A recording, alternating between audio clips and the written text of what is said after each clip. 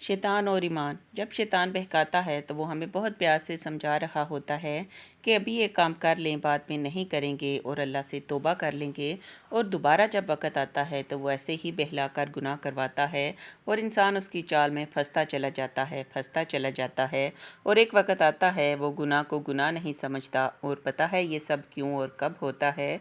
ये इसलिए होता है कि हमारा नफ्स और ईमान बहुत ही कमज़ोर है और जब भी उस तरफ से वार किया जाता है हम फंस जाते हैं। तो हमको अपने ईमान को और अपने नफ्स को मजबूत करना है। यहाँ सवाल ये आता है कि नफ्स को कैसे मजबूत किया जाए, तो उसका बहुत ही आसान तरीका है कि नफ्स की तरबियत की जाए। ईमान को मजबूत करने के लिए अल्लाह से रजू किया जाए, मामूली से गुनाह की गलती को गलत समझा जाए और उसको वहीं रोक लिया जाए।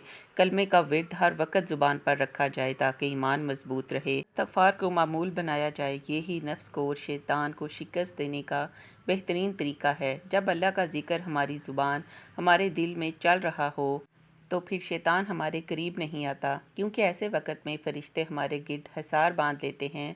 अल्लाह ताला हमारा ज़िक्र सुन रहे होते हैं और खुश हो रहे होते हैं। गुनाह के काम में शैतान इंसान को ऐसी लज्जत दिखाता है कि इंसान मजबूर हो जाता है गुनाह करने पर अल्लाह ताला ने अपने बंदे के लिए तौबा का रास्ता आखिरी सांस तक खुला रखा है। और जब बंदा शैतान को शिकस्त देकर अल्लाह की तरफ रुजू कर लेता है तो अल्लाह भी अपने बंदे की तौबा कबूल कर लेता है, क्योंकि अल्लाह तो हमारी नीयतों को और हमारे दिलों को देख रहा होता है। तो हमें हर लम्हा तौबा करते रहना चाहिए कि हम जाने अनजाने बहुत से गुनाह कर लेते हैं। तो अपने रब से तौबा करते रहो, गुनाह को गुनाह ही समझो, नेकी को जल्द करो और अल्लाह की रहमत पर यकीन रखो। अल्लाह की रहमत उसके गज़ब से ज़्यादा है और बेशक अल्लाह ताला बख्शने वाला बड़ा ही मेहरबान है।